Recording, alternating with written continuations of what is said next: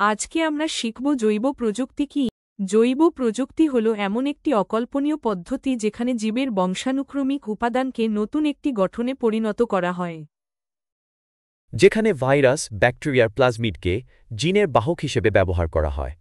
চলো একটি অ্যানিমেশন দেখি, যেখানে প্রথমে একটি হোস্ট ডিএনএ সিলেক্ট করেছি, যেখানে একটি জিনকে পরিবর্তন করতে চাচ্ছি।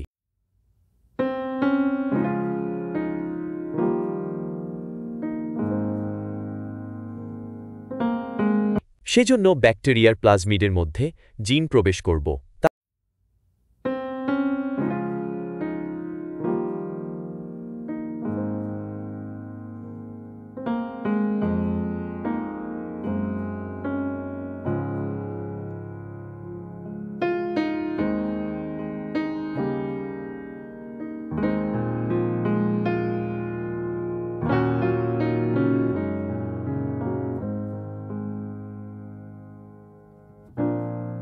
তারপর সেই প্লাজমিডকে আবার ব্যাকটেরিয়ার মধ্যে প্রবেশ করাবো।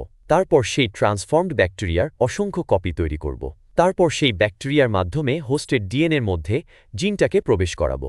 সাধারণভাবে হোস্টের ডিএনএতে এরকম জিন পরিবর্তন করা যায় না, তাই জৈব প্রযুক্তি ব্যবহার করে জিন এর প্রবেশ করানো হয়।